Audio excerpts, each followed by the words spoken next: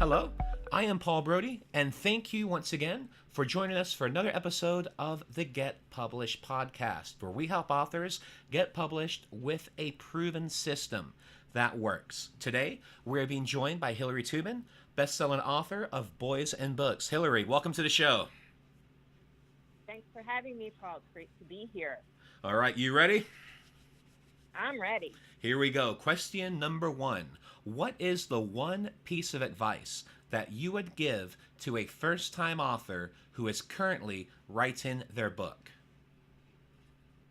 Well, my main thing is that I don't want to overwhelm them. So I did really have to think about what is that one piece of advice. And I thought about what it is that I have to work on every day. And I worked on it from when I first started till, I have 3 books already published, and I still work on it every day. And that is stay in your own lane and do you. Because comparisonitis is a belief you can do this killer. So my biggest piece of advice is to not focus on what everyone around you is doing and to stay away from comparing and just work on your journey and on your book and on you as a writer, because you don't know what everyone else's story really is. You don't really know what they're doing. You just know what you are hearing them say, and then you're listening to it from your lens. And so when I stopped comparing myself and instead just appreciating that we were all on different parts of our journeys. And I stepped back and I wasn't in a race with anyone. I was just doing this as a marathon for me. I was no longer, worried that more people were publishing quicker than I was, or things seemed to be so easy for them, or they figured out their audience and their audience loved them. And my audience, I couldn't find mine yet. They, they weren't existing. And so making sure every day that you just pause and you recognize that everyone's on their own journey. And the minute that you start to compare yourself, then that's a belief killer, and you don't want that. That is what my advice is to a first-time author. Well, and this sounds very familiar. I believe one of the key phrases we talked about was, it's not a sprint, it's a marathon. And in full disclosure, Hillary's a client of mine. She's in our book publishing implementation program. And I think that's one of the main things we talked about was, just be you, stay in your lane. And it's a marathon. It's not a sprint. Yep. And as long as you realize, I want to be a writer for the long haul, not just today. That this is something that I hope to do when I'm 75. And so it's going to take me time, because the first half of my life, I wasn't a writer, and I just wrote things for school or for myself. So it really definitely is an important, piece of advice. And Paul, you were very helpful getting me, to that space. So thank you. Absolutely. You ready for question number 2? I am. And this is one of our funner ones. What do you feel is the hardest part about getting published? So when I'm not comparing myself to others, the other part that was hard about getting published was what I call juggling all the different publishing balls in the air and not being confident in any of them. So when I started to realize all the balls that needed to be up in the air at the exact same time, and that I needed to be managing all of those balls, was sometimes so overwhelming, because the only way that you actually can handle all of those balls is by dealing with them falling, and by asking for help, and by doing. And so that was the hardest part, was accepting that when the balls fall, it's okay. I didn't do anything bad. I'm not in trouble. That in this world of publishing, things are not going to go as you plan, and you just have to be, willing to, um, pick up the balls, ask for help, and put your foot in front of the other, and just brush yourself off and be like, okay, what is the next step, and what do I need to do to get those balls back up there? So I say that was the hardest part about getting published for me, was realizing all the different pieces. Well, and the thing is too, I just thought it happened. I just thought, like, I finished my book. Okay. well, and The writing it was the hard part. Well, and nobody's perfect. That's one of the things that we have to realize. We cannot be perfectionists and survive as authors, because there's going to be mistakes, things are going to happen, and it's how you roll with those punches. Wouldn't you agree with that? Absolutely. Absolutely. Once I stopped fighting it, and I started to roll with it, then is when it became fun. Before that, it wasn't fun, and then I was comparing myself to other people, so it was just a big mess. It's not anymore. Thank goodness. Excellent. Well, This is great that you have this podcast, so people who are starting out can hear, okay, that other people went through this, but now they're giving their, experience and their advice, so that way you can maybe start on a different foot. All right, you ready for the next question? I am. Okay, question number 3. Please share a marketing strategy that you have used in your book launch that worked well. Okay, well, none worked well for me. And that is because of my topic and my target market. So I didn't do the proper market research, I guess you can call it, prior to.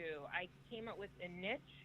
It happened to be very, very small, and it happens to be a topic where there's a stigma attached to it, and that people don't really want to talk about boys and their reading. They're fine. Everything's fine. It's all fine. Why are you writing a book and telling me that it's not fine? So when you're doing that, you have to know that up front. And so because I hadn't prepared for that, most of my marketing strategies didn't work as well as those same strategies worked for so many other people. So it was so I will say that I'm probably not answering this the way that is helpful, but it is important to know that sometimes what you're writing about, it doesn't matter how many marketing strategies you use. If the audience isn't there, then you just have to know when to be like, okay, to cut the loss with that book. So I guess my marketing strategy is it's think about your niche and realize that not all niches are going to be easy to market. Well, and your book still hit bestseller in that niche. That was the great thing. Even with those challenges, you still hit bestseller, which was good. But you're absolutely right. It really depends if you're looking to get more revenue on the back end side of things. That really does depend very on the niche. If you're using it to grow a business, obviously that's going to be more beneficial. But if you are niching in a specific area, there isn't always that market for the back end side of things. Right. So yes. So you're exactly right. Yes, it became a bestseller, and it was interesting because people who, purchased my book for free, it was because they had a boy, but they never went further than that. It was free, so they got it, and so it helped. So as a marketing strategy, it helped in the moment, but not the long term. Well, and I want to ask you. I want to ask you a follow-up on this one too, because this was about a year after this book is when you joined our group coaching program. I just wanted you to talk briefly about your transition now from nonfiction to fiction and how that has really changed the game for you, so to speak. Oh, so I love to write fiction, but I also care very much about boys and reading, and so I took a break from writing fiction to write these books so that they could be out there in case there is somebody whose son isn't reading, or they know a boy who's not reading and they wanted a system. And so I did that, but the difference was it was a topic that meant a lot to me, and when I noticed that people weren't appreciating it in the way that I felt about it, I had to make that decision, and I went back to what I wanted to write in the first place, and that was fiction. And by doing that and really realizing that I want to do this for the long term, the transition was an amazing one. Like the difference between when I wrote nonfiction, it was like a job. It hurt my head. At the end of the day, I never got up from my seat because it was just I had to untangle all of these things. It wasn't flowing. But when I'm writing fiction and I'm thinking about a marketing strategy for the types of books that I'm writing fiction, and I'm thinking about what it means to be a writer and getting my books out there, I write with joy. So the piece is writing what brings you joy, because if you're going to write, and I wrote my Boys and Books series for 3 years, and it felt like work. But then when I made that decision that the business end wasn't working for me, which was what I wrote those books for, was to actually get the business, and that wasn't happening.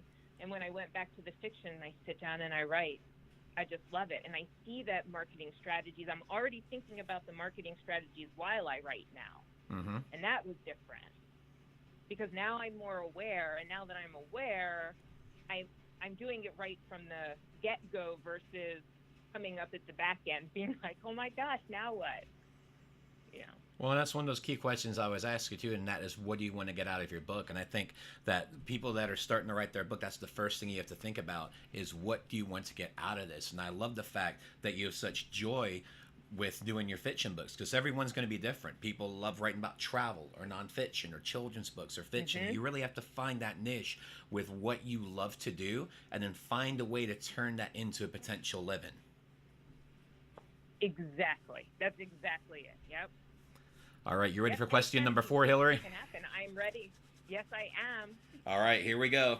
What is your favorite book, and what was the number one thing that you learned from it? So my favorite book right now that I have read, I think I'm on the 4th time, and I've actually taken all my notes from it and typed them up, and I have them hanging on my wall, is Big Magic, Creative Living Beyond Fear by Elizabeth Gilbert. And that book is magic. It totally shifted how I think about things. And the number one thing I learned about it is creativity and fear will always go hand in hand. And if you want to live a creative life, you have to learn how to manage your fear, not eliminate it. And that just changed everything for me. That woman is brilliant. Nice. And your final question, What is your favorite quote and why? Well, this one I had to come up with 2. They kind of go together. But one of my favorite quotes that got me to the point where I am right now, that I thought about from high school, all through college, all through when I was teaching, and now as a writer, is a quote by Eleanor Roosevelt: "The future belongs to those who believe in the beauty of their dreams."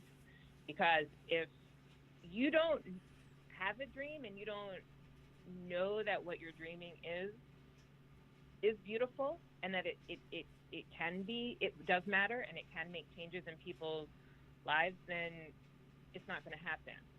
And you have to believe every day. And so I always keep that in mind. And then my new favorite one is that it's not the critic who counts, not the man who points out how the strong man stumbles, but it's the person who, I won't share the whole long quote, but it's the person who gets into the arena and who is willing, who at the worst, if he fails, at least fails while daring greatly. And that's Theodore Roosevelt. No relation to Eleanor Roosevelt, at least I don't think. Nice. Well, Hillary, thank you for being a guest on the show. What is the best way for people to find you online? www.hillarytubin.com. All right, Hillary. Well, thank you once again for being on the show, and I wish you all the best in your author journey ahead. Okay, thank you, Paul. Thanks for having me. Thanks again for joining us today. To learn more about how to get your book published with a proven system that works, grab a free copy of my book at getpublishedpodcast.com.